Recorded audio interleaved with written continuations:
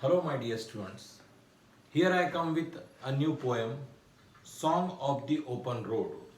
It's our second section, as I have written here, section 2, 2.1, Song of the Open Road. Very beautiful poem. What is this? Let's see. Page number 93. I hope, my dear students, you all have your textbook. Open your textbook. Today we are going to learn a beautiful poem, that is Song of the Open Road. काय अर्थ होईल? मुक्त वाटेवरील गीत.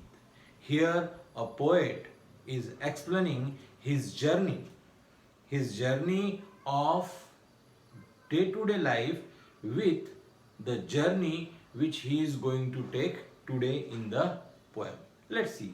साधासा प्रश्न आहे. इथे कवी आपल्या दैनंदिन प्रवासाबरोबर जीवनातल्या प्रवासाची तुलना करत आहे आणि आपल्याला तो प्रवास कसा असायला पाहिजे त्याबद्दल सांगत आहे. तर पेज नंबर 93 वर विद्यार्थी मित्रांनो बघा, song of the open road. Poem very beautiful. Let's see. On page number 93, there are given some icebreakers question to you. तुम्हाला काहीतरी गोष्ट समजण्यासाठी, तुम्हाला ती पोएम समजण्यासाठी काही प्रश्न दिले आहे. Just like first, choose the mode of travel that you would like the most for a journey. Whenever we travel in day to day life, दैनंदिन जीवनामध्ये आपण इकडे तिकडे प्रवास करतो त्यावेळेस आपण वेगवेगळ्या माध्यमांनी जातो. Sometime we go by waterways, railways, roadways और airways. Which one you like? तुम्हाला त्यापैकी कोणतं आवडते? Decide it.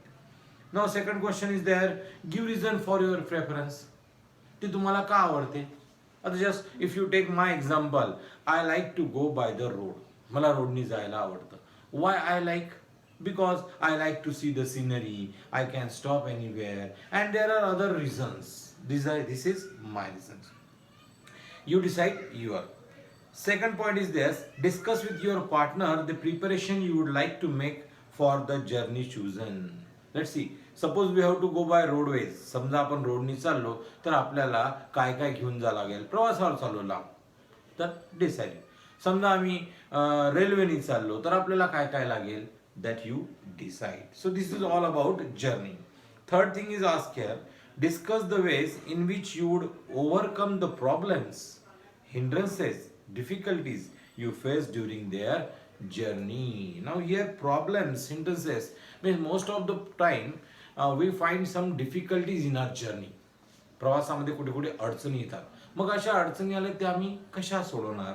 प्रवास तर सगळ्यांनीच केलेला आहे, but how will we solve the journey? During every journey we have to observe certain rules. Yes, कुठेही जा, कोणत्याही मार्गाने जा, you have to follow the rules. Now discuss your ideas of the journey without any restriction. Suppose तुम्हाला काहीच restriction नाही, बाउंडेशन्स नाही, तुमचा प्रवास कसा होईल? Now students, you must have noticed poem here, poet talks about the journey. Now why he talks about the journey? Because he wants to discuss with us, enjoy with us his song of the open road. Now let's see on page number 94, open it. This poem is written by Walt Whitman. In short there is given, but I am telling you, Walt Whitman is an American poet. He is called as the father of free verse, Mukta Kavya. यांना मुक्त काव्याचे जनक असे म्हणतात. म्हणजे ज्याला काही rhythm नसतो, rhyme नसतो, but it has feelings. कविता म्हणजे काय? Sudden expression of powerful feeling. एकाएक होणारं भावनांचं प्रगटीकरण, आणि त्याच्यातच ते जनक म्हटलं जाते. ही जी कविता आपल्याला दिली आहे, song of the open road, ही त्यांच्या एका लिव्ज ऑफ ग्रास या कविता संग्रहामधली एक कविता आहे. आणि या कवितेमध्ये आपल्याला त्यांनी काय दिलेलं आहे की जीवनातला प्रवास हा आपल्या दैनंदिन प्रवासासारखाच असतो. मग कसा दिलाय? तर चला कवितेला सुरुवात करूया. सगळे लक्ष देतील. पेज नंबर 94 वर song of the open road. काय म्हणतात कवी? Afoot and light hearted I take to the open road, healthy free the world before me. Very simple starting. Afoot means I am ready. A foot means I am ready. And light-hearted, I am very happy. I take to the open road. I take means I start. फार अतिशय आनंदाने आणि माझ्या मनातून मी माझ्या रोजच्या प्रवासाला सुरुवात करत आहे. And healthy free the world before मी. आणि जगसुद्धा मला कसं दिसत आहे? फार छान दिसत आहे. See, if you have positive view towards life you will see all the positive thing. तुम्ही जशा प्रकारचा चष्मा घालणार तसंच तुम्हाला जग दिसेल. इथे कवी काय म्हणतो की मी माझा प्रवास सुरू करून राहिलो आहे आणि मला जगसुद्धा कसं दिसत आहे? Healthy free the world before मी. म्हणजे वर्ल्ड सुद्धा फार हॅपी आहे माझ्या प्रवासाबद्दल. पहिल्या 2 लाईन लक्षात आल्या की afoot and light hearted means I am very ready and I am very happy and I start my journey of today. मी आज माझ्या प्रवासाला निघालेलो आहे आणि जग सुद्धा आनंदी आहे. पुढे काय म्हणतात? The long brown path before me leading wherever I choose. आता जिथे जिथे मी चाललेलो आहे माझ्यासमोर मुक्त वाट आहे. No one is going to stop me. मला कोणीच थांबवणार नाही आहे.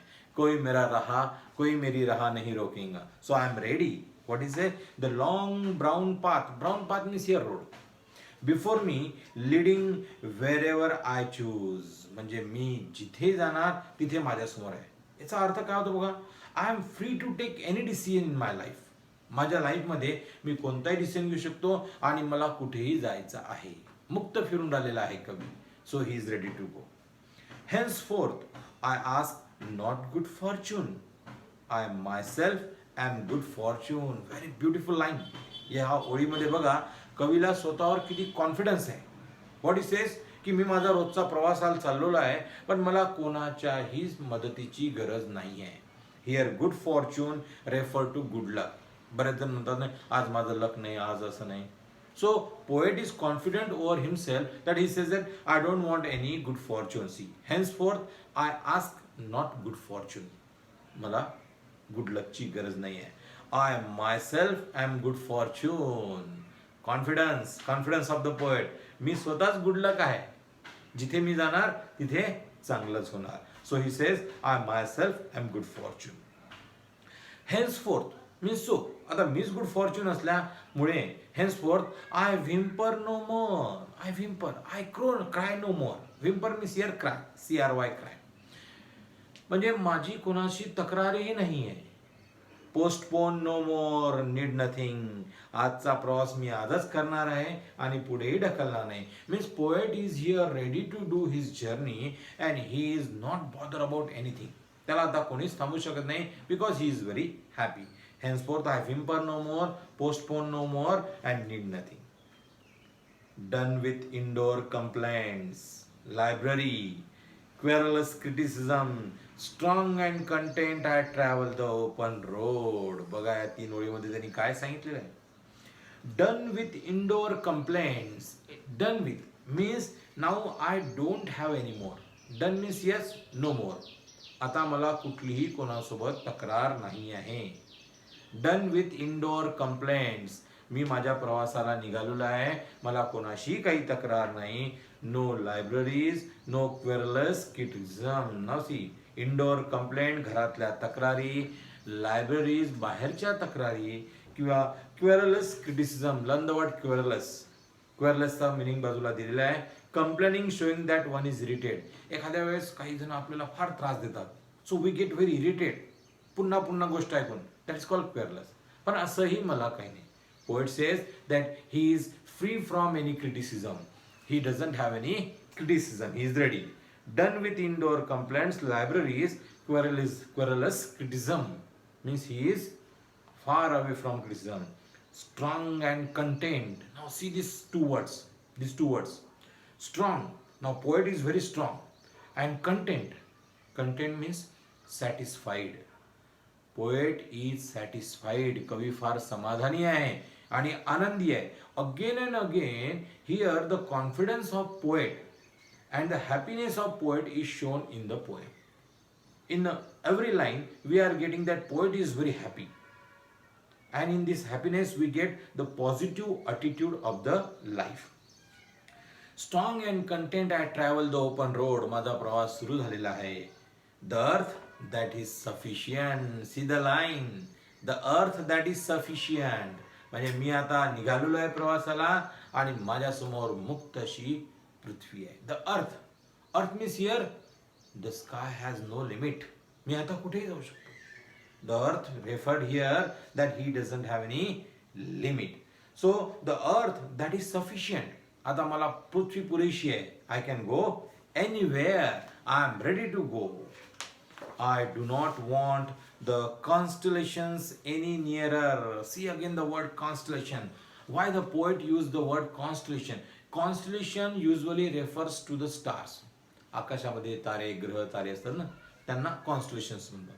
परंतु इथे कॉन्स्टलेशनचा अर्थ वेगळा आहे. इथे कॉन्स्टलेशनचा अर्थ असा आहे की मला कोणाच्या मदतीची गरज नाही. तारे म्हणजेच काय? Here it is referred to powerful people. I am travelling by my journey आणि माझ्या प्रवासामध्ये मला कोणत्याही मोठ्या लोकांची, स्ट्रॉंग पीपलची गरज नाही आहे. I do not want the constellations any nearer. मला कोणाच्या मदतीची गरज नाही. I know they are very well where they are. सगळे लोक आपापल्या जागी आहे. मला कोणाच्या मदतीची गरज नाही आहे आणि मला माहित आहे ते जिथे आहेत तिथे चांगले आहे. म्हणजे मला माझ्या डेस्टिनीवर विश्वास आहे. I have confidence over myself. मी निघालो आहे. आय नो दे म्हणजे कोण? कॉन्स्टलेशन्स. कॉन्स्टलेशनचा ससा अर्थ स्टार्स होतो, जसं ग्रह तारे म्हणतो. But here, here it is referred to the support. Strong people. मला कोणाच्या strong peopleची कोणाचीच गरज नाही आहे. I know they suffice for those who belong to them. Learn the word suffice. Suffice means here adequate. पुरेसे. मला माहिती आहे हे जे स्ट्रॉंग पीपल्स आहे, हे जे कॉन्स्टलेशन्स आहे, हे ज्यांना गरजेचे आहे त्यांना गरजेचे आहे. म्हणजे ज्याला गरज आहे त्याला मिळो, पण मला गरज नाही आहे. I know they suffice for those who belong to them. Still here, now see from this line, poet is changing the tone of the poem. या ओळीपासून कवितेचा थोडासा मूड बदलत आहे. काय म्हणते बघा? Still here I carry my old delicious burdens. आता burden शब्द वापरला बघा इथं. मी प्रवासावर तर निघालो आहे, परंतु त्यांनी म्हटलंय की मी माझ्या अंगावर बर्डन घेऊन चाललोय. पण बर्डन कसं आहे? Delicious burden. Note the word delicious burden. आता ऍक्च्युली डिलिशियस बर्डन नाही राहू शकत. पहिले अर्थ सांगतो आणि मग त्यात काय सांगतो.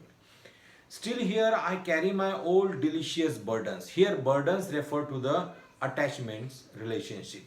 Wien ever we start journey, आपण ज्यावेळेस बाहेर निघतो त्यावेळेस आपल्या मनात बऱ्याचशा गोष्टी असतात. आपल्या घरचे लोक, त्यांचा प्रेम, त्यांचे रिलेशन्स. आपण जरी त्यांना सोडून चाललेलो आहे काही वेळेपुरते, परंतु आपल्या डोक्यामध्ये ते असतात. आता इथे काही लोकांना ती बंधनं नकोशी वाटतात, पण इथे कवी काय म्हणतो? नाही, मला आवडतात. डिलिशियस बर्डन म्हणजे मी ती सगळी बर्डन्स माझ्या डोक्यात घेऊन निघालेलो आहे. Still here I carry my old delicious burdens. I carry them. मी सगळ्यांना त्यांना घेऊन चाललो माझ्या बर्डन्सला. बर्डन्स कोणते? Men and women means my relations. Men and women means माझे जे रिलेशन्स आहेत ते. I carry them with me wherever I go. जिथे जिथे मी जाणार, जिथे जिथे मी जातो, मी त्यांना माझ्या सोबतच घेऊन जातो. They are all with my heart. I swear, see last two lines.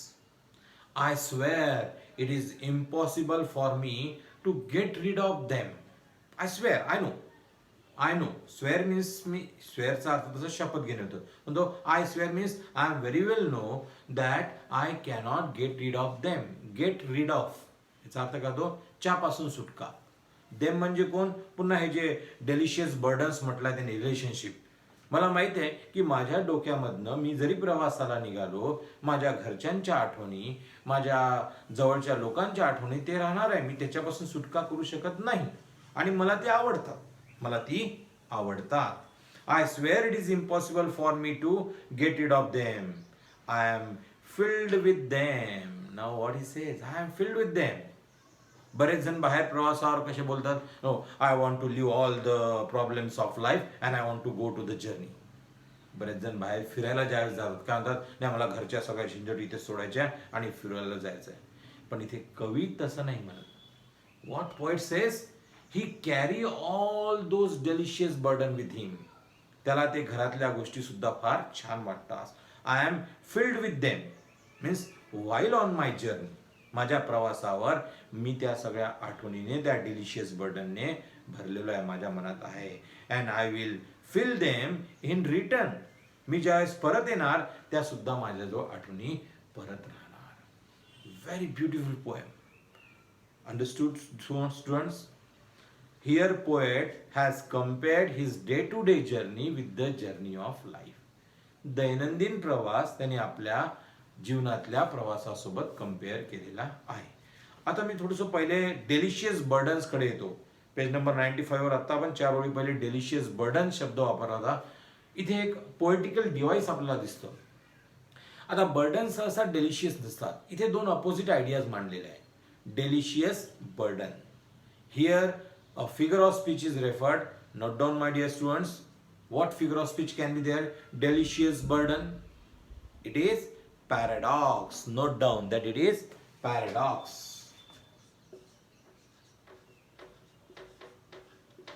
Paradox. Paradox. Why it is paradox? Because here a statement that contradicts itself. What statement? Delicious and burden. आता एक तर बर्डन राहणार नाही तर delicious राहणार. पण ज्यावेळेस दोन संकल्पना एकमेकाला कॉन्ट्रॅडिक्ट करतात, it is called as paradox. So you can explain here a statement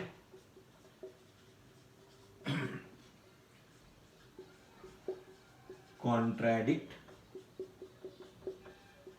itself. कोणतं स्टेटमेंट कॉन्ट्रॅडिक्ट करते? Delicious burden. So this is the figure of speech. Students, read again the poem. एक वेळा, दोन वेळा, तीन वेळा कविता वाचा, अर्थ समजेल.